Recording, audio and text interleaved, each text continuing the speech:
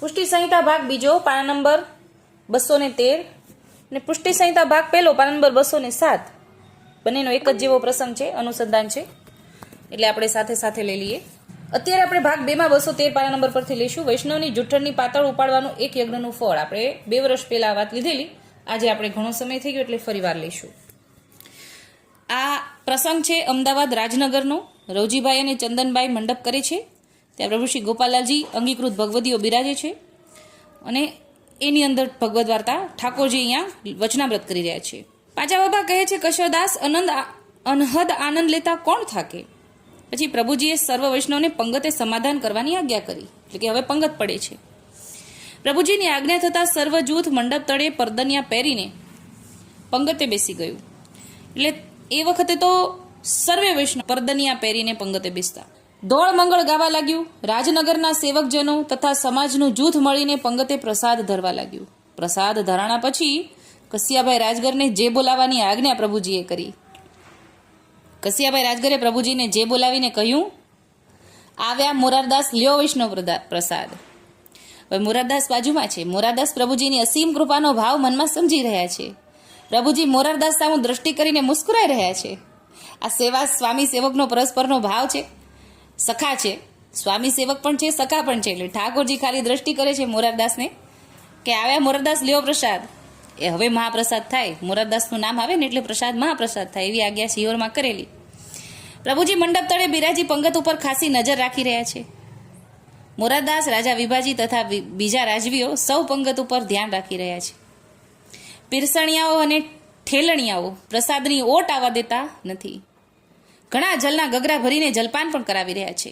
સેવા કરનારા સેવા કરવા માટે ધસી મસી રહ્યા છે. સેવાનો લાભ લઈ રહ્યા છે. સર્વજન એકબીજાને ભાવથી લેવડાવી રહ્યા છે. કોટી યજ્ઞ કરે તો પણ જે ફલ ન મળે તે ફલ વૈષ્ણવને એક ગ્રાસ પ્રસાદ લેવડાવીને પ્રાપ્ત કરી રહ્યા છે. એટલે કોટી કેટલાય પ્રકારના યજ્ઞ કરીએ, અનેક યજ્ઞ કરીએ અને ફળ શું મળે? ખોબા જેટલું મળતું હશે. આપણે દાખલા તરીકે સમજવા માટે અહીંયા માપદંડ માટે વિચાર કરીએ છીએ. અને એ ફળ ન મળે એમાં જેટલું આનાથી વિશેષ છે કે વૈષ્ણવોને એક ગ્રાસ પ્રસાદ લેવડાવવાનું જે ફળ છે ને, એ તો ઘણું બધું છે. એટલે ડોલ ભરીને સમજો કે આપણે જળ ભર્યું અને ખોબામાં કેટલું જળ આવે, એટલું આપણે ફળની માપદંડ સમજવાની કોશિશ કરવા માટે લઈએ. સર્વ જૂથ પ્રસાદ લઈને પાનના બીડા મોહનદાસ કાણા પાસેથી લઈ થોડો વિશ્રામ કરવા ઉતારા પર ગયા. પાંચા બાબાએ કહ્યું, કશોદાસ, મનોરથથી રવજી તથા ચંદનભાઈ વૈષ્ણવના જૂઠણની પાતળ ઉપાડી રહ્યા છે. સાથે રાજનગરના વૈષ્ણવ તો તે લાભ લેવા માટે સેવાનો લઈ રહ્યા છે. પ્રભુજીએ મુસ્કુરાતા કહ્યું. હવે જો ઠાકોરજી અહીંયા વચનામૃત કરે છે અને ભાવ સમજાવે છે. મોરાર, યહ માર્ગ સર્વથા ફલરૂપ કહ્યો, તાકો કારણ કહા. એટલે સર્વથા એટલે બધી રીતે ફળરૂપ છે. પ્રસાદ લેવડાવવાનું ફળ છે, પાતળ ઉપાડવાનું ફળ છે, ઠાકોરજીની સેવા કરવાનું ફળ છે, વૈષ્ણવોની સેવા કરવાનું ફળ છે. એટલે બધી જગ્યાએ ફળ જ ફળ છે. તમે કંઈ પણ કરો, આપણે કોઈ પણ સેવા લઈએ, પાતળ ઉપાડવાની, પીરસવાની, રસોઈની, ઠાકોરજીને આરોગાવાની, સામગ્રી કરવાની, વૈષ્ણવને પંગતે પીરસવાની, કંઈ પણ સર્વથા બધી રીતે ફળરૂપ છે. જારીજી ભરવાની, ખાલી આપણે મથરી જ આપણે લઈને પધરાવી હોય એક જગ્યાએથી બીજી જગ્યાએ, તો એનું પણ એટલું બધું ફળ છે જે આપણે વચનામૃતમાં અગાઉ લઈ ગયા કે એક ડગલાનું પુણ્ય આપ્યું તો આખું વિમાન છેક ઉપર ચડી ગયું ભૂતલમાંથી. બાકી રાજા પાસે તો પૈસો કેટલો હોય, રાજા પાસે પણ કાંઈ નહોતું ફળ. પૈસા સામે કાંઈ નથી. પૈસો એટલે કાંઈ કિંમત વગરની વસ્તુ છે, ત્યાં આગળ ફળની કિંમત વધારે છે. તો એટલે અહીંયા ઠાકોરજી એમ સમજાવે છે કે યહ માર્ગ સર્વથા ફળરૂપ કહ્યો, તાકો કારણ કહા. સો कैसे समझ में आवे? पुष्टि मार्ग को सब प्रकार फलरूप है. બધો પ્રકાર ફળરૂપ છે. ચાહે આપણે બુહારી કરીએ છીએ, ચાહે આપણે બર્તન માંજી રહ્યા છીએ વૈષ્ણવના જૂઠણની પાતળ, અથવા તો વાસણ છે, ઠાકોરજીના વાસણો છે, આનાથી દિનતા આવે, બુહારી કરવાથી દિનતા આવે, હરેકના અલગ અલગ ફળ છે.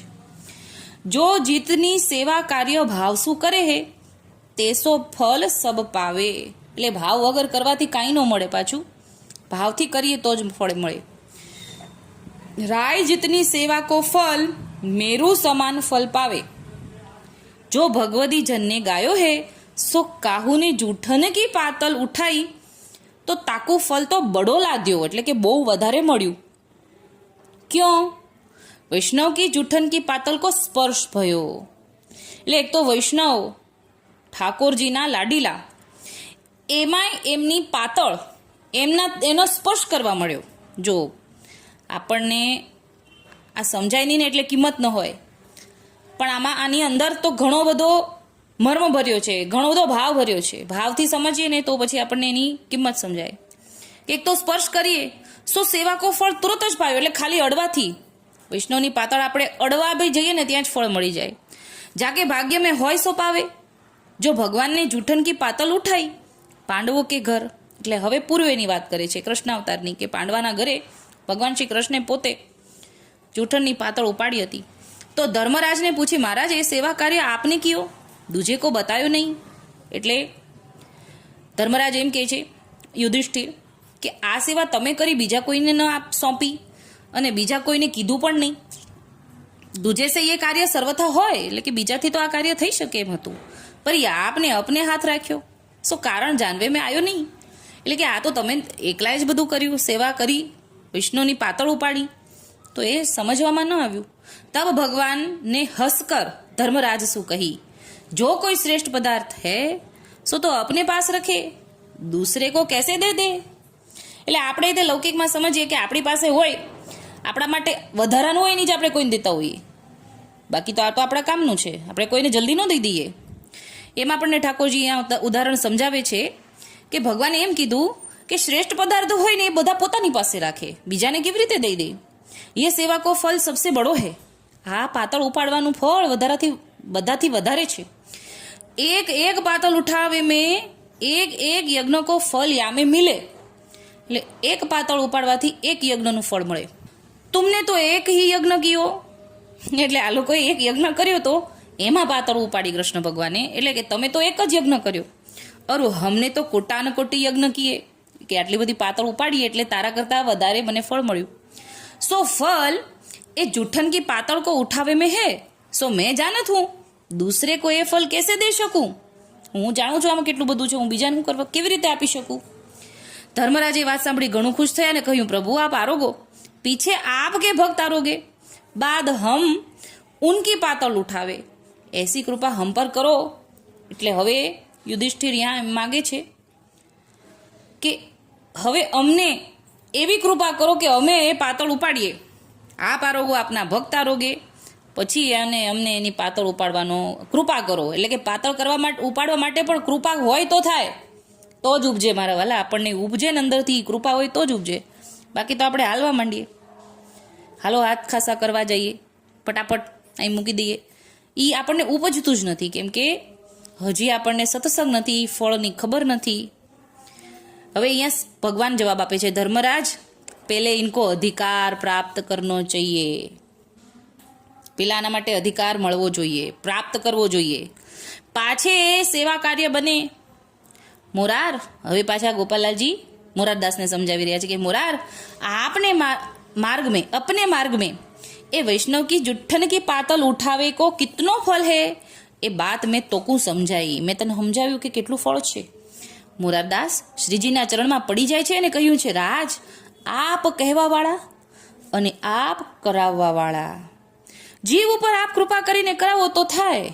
પ્રભુજીએ કહ્યું, હા મોરાર, રાય જીતની સેવા કો ફલ મેરુ સમાન ય માર્ગ में है. એટલે કે ખાલી એક પાતળ અડવાથી ફળ ચાલુ થઈ જાય કે મૂકવા સુધી ફળ યજ્ઞ પૂરતું મળી જાય, એટલે ખાલી આટલું જ કરવાથી આટલું બધું ફળ મળે. એટલે કહે છે કે રાય જેટલી સેવામાં પર્વત સમાન ફળ મળે છે.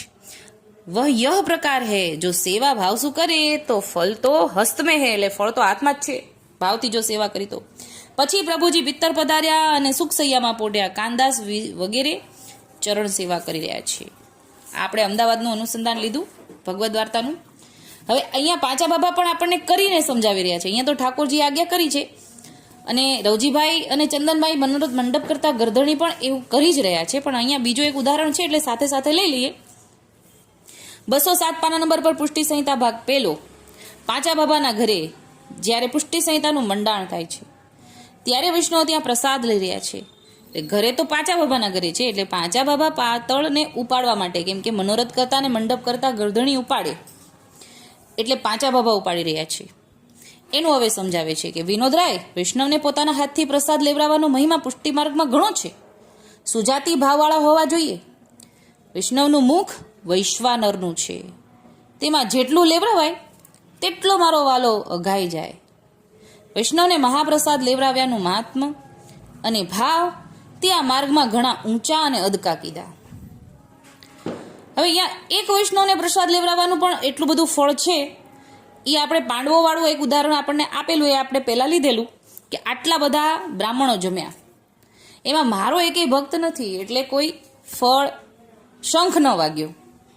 એટલે એક વૈષ્ણવ પણ ઠાકોરજીનો અનિનટંકા ભગવદી હોય એને લેવડાવવો બરાબર એક વૈષ્ણવને, એટલે કે અધિક થઈ ગયું.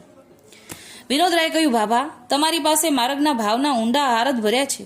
વૈષ્ણવ પ્રસાદ લે ત્યારે એક વૈષ્ણવને પ્રસાદ લેવડાવ્યાનું તો ઠાકોરજીએ શ્રીમુખે કહ્યું છે. એક વૈષ્ણવને પ્રસાદ લેવડાવવાથી અમારું સહસ્ત્રવારનું ભોજન થયું ગણાય. એટલે એક જ વૈષ્ણવને પ્રસાદ લેવડાવવાથી ઠાકોરજી અધકેરો અગાય કહે છે ને, તો એમ સહસ્ત્રવારનું ભોજન થઈ ગયું ગણાય. આ વાત પ્રસંગ વચનાવ્રતે શ્રીમુખે કહ્યો છે. હવે આ લોકો ભગવદ વાર્તા કરીએ કે ઠાકોરજીએ વચનાવ્રતમાં ઉકી દેલું છે, તો પછી ઈ ફળને કોણ જતું કરે?